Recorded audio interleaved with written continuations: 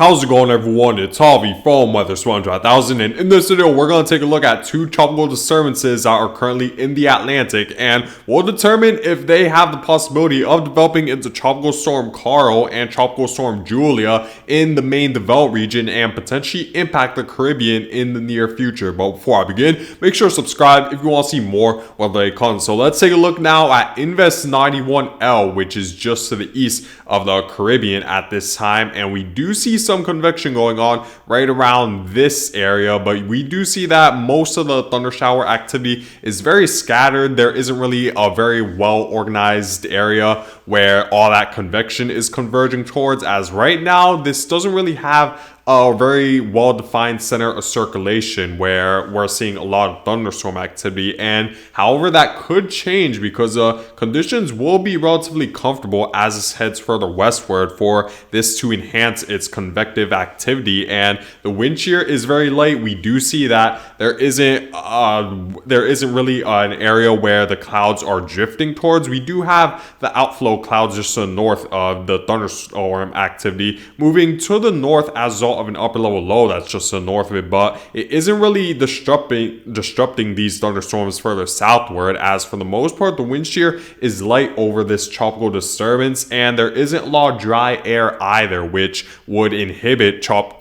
convective activity from happening. But we're seeing just a very favorable environment for this to continue to intensify as this heads further westward. Now it's going to take several days before it could really get itself organized and for it to really get a well-defined center of circulation. But as this progresses westward, the chance that this does develop into a tropical storm becomes more likely. At this point, there's a moderate chance of tropical cyclone formation. If we were to take a look at the wind shear map, we do see that the wind shear for the most part over this tropical disturbance is very light outside of the northern portion of this tropical disturbance, but this wind shear just to the north of it is not necessarily affecting the main portion of this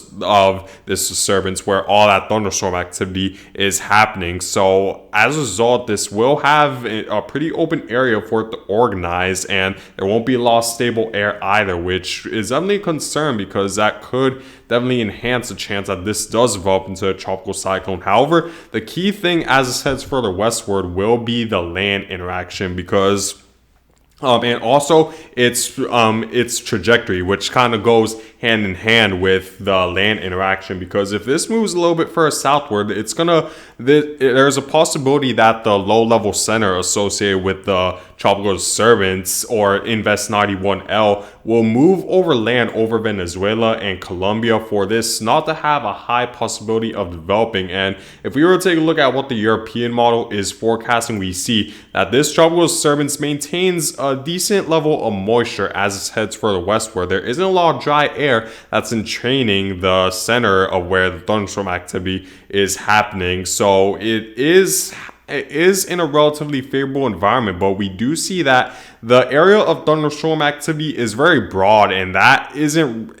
would definitely inhibit tropical cyclone development, because if the thunderstorm activity is a little bit too broad, then it diverges a lot of that energy away from where the center of circulation would be, because there are so many other areas of convection that are trying to compete for the same amount of energy and convergence. And when there's too much thunderstorm activity, or if the thunderstorm activity associated with this tropical disturbance is too broad, then it would create just not enough convergence towards one center of circulation, and that would limit the amount of energy we'd see around the center of circulation for this to develop into a tropical cyclone. And we sort of see the European model depicting that right here, because we do see that this area of thunderstorm activity is very large, and we even see a little bit more thunderstorm activity just to the south of it, as that would definitely play a role in diverging a lot of that energy away from the low level center located in the disturbance, and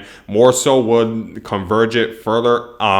outwards over land into Colombia or potentially into thunderstorms that are just so northwest of it. The point is that the storm would be too broad for that energy to converge in one area for this to intensify into a tropical storm and develop a small, well-defined center of circulation. But if I were to continue to move forward, we do see that the European model still does expect a low-level center to develop, and we potentially do see a tropical storm just off the Central American coast by this weekend. But we still do see the thunderstorm activity. The area of thunder shower activity is still very broad, and it might be a little bit too broad for that energy to converge and to be very small and well defined towards one area for the wind speed to be considered a tropical storm, because we see the thunderstorm activity extend I wouldn't say thousands, but hundreds of miles from the center of circulation, which would diverge a lot of that energy away from the low pressure system. To have a higher confidence that this will develop into tropical storm Karl, we need to see the computer models sort of make the thunderstorm activity a little bit less broad than what we're seeing right now, or at least have the thunderstorm activity focus in more so around the low pressure system rather than extending well far outwards of the center of circulation. We need to see that to really have higher confidence that this will develop into a tropical storm. So we're just going to need to wait and see how the computer models change their forecast over the next several days. If I were to show you guys what the GFS model is stating, the GFS model also expects that for the most part, when it comes to stability and the amount of wind shear, the wind shear and the amount will be relatively light, and so will the amount of dry air. So this would have an open opportunity for this to develop into a tropical cyclone. But like I said, look at how large this area of thunderstorm activity is. We see it extend hundreds of miles from the center of circulation, and that would take up a lot of energy away from this low pressure system for this to have any sort of chance of developing. Now, there's still certainly a chance, but it's going to be difficult with how broad this thunderstorm activity is, and there is a possibility that this low pressure system could in fact jump over land over Venezuela and Colombia, which would inhibit its chances of developing into a tropical cyclone even more, because of course low pressure system needs to be over the very warm Caribbean waters, or the very warm waters in general, for it to have a chance of developing into a tropical cyclone. So if this low pressure system were to jump over land, that would definitely significantly lower the chances that this ever develops into tropical storm Karl. We just need to wait and see how much thunderstorm activity will be present by the time this tropical disturbance moves in. And we'll also need to pay close attention to the steering currents, because if this does move a little bit further southward, there's more likely of a chance that this low pressure system moves over Venezuela and Colombia, and that would inhibit its possibility of this developing into a tropical storm, which would definitely be great news. But we're just going to need to wait and see how this ridge that's going to be just to the north of it will build by the time this moves further westward. But at the very least, along the eastern Caribbean islands, as well as the northern coast of Venezuela and Colombia, you need to be prepared for a very heavy rain threat as this moves through. And even if the moisture might not directly be associated with this tropical disturbance, you're still going to deal with a high level of moisture for the northern portion of South America and Central America as well. You need to pay close attention to this, as it seems like you're going to just experience a plume of moisture over the next several days that could lead to flooding. So make sure to pay close attention to that. But in terms of the chance this develops into tropical storm Karl, like I said, we need to see we need to wait and see if this will be able to really get in an area where the thunderstorm activity won't be as broad, for this to have a higher possibility of developing, and to see if we'll see enough energy converge towards the center of circulation. Because as of right now, it seems like the computer models aren't very confident in really converging all that energy towards this tropical disturbance, since the thunderstorm activity around South and Central America is so broad. So we're just going to need to wait and see how the computer models change their forecast over the next several days, because that will be key in determining if we'll see tropical storm Karl or not. Now, taking a look at the chance the National Hurricane Center is giving this, we do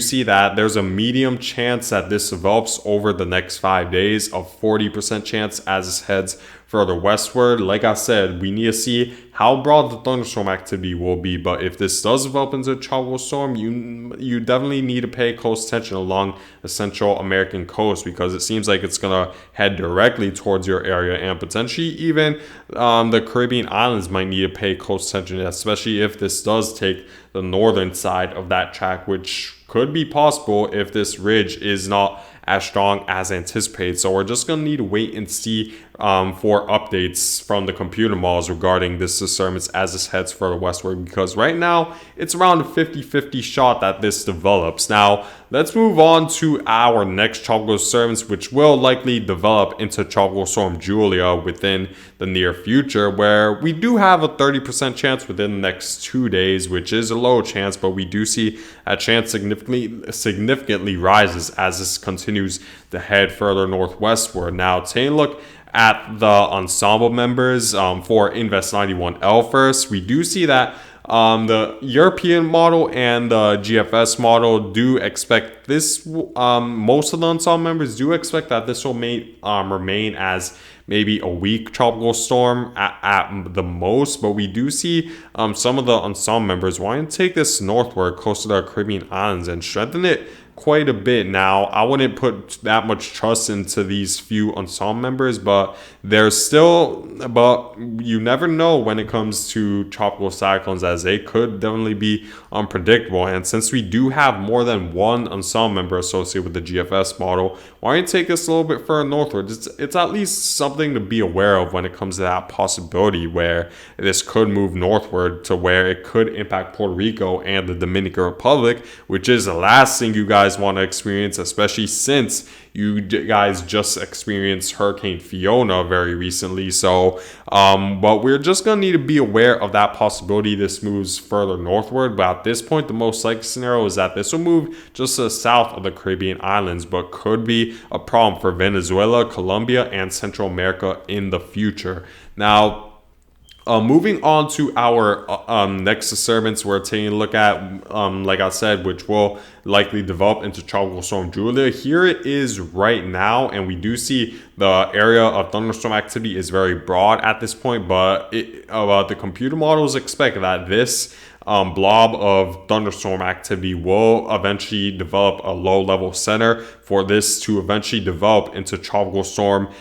Julia as it heads further northward. We do see a little bit of dry air just to the north of it, but this area of thunderstorm activity is in its own little bubble where it's able to fend off a lot of this dry air. So it will likely develop still into a tropical storm, and we'll likely see this area of thunderstorm activity diverge away from the thunderstorm activity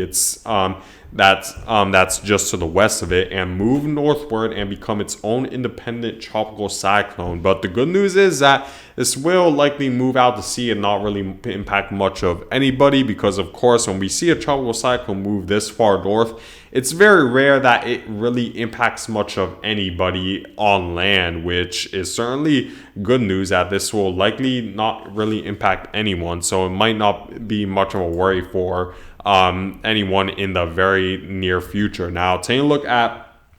what the European model is forecasting when it comes to this storm, we do see the European model takes us northward and then it eventually fizzles out, and I think it's partially due to the fact that the sea surface temperatures do cool down as this heads further northward, and of course the dry air does increase and also the wind shear. So we'll likely see this fizzle out as it heads further northward and not be much of a threat to anyone. And the GFS model expects the same, which is certainly good news. That the GFS model, the GFS model does take a stronger approach, but still doesn't really impact anyone, which is certainly good news. So it isn't much of a worry in the near future. Now, taking a look at my forecast when it comes to potential tropical storm Julia and Karl. Here's my forecast when it comes to tropical storm Karl, which is a little bit more likely, still a moderate chance, but it is more likely than it was before. We do see that I'm expecting this to move westward and could be a threat for Venezuela and Colombia, as well as potentially the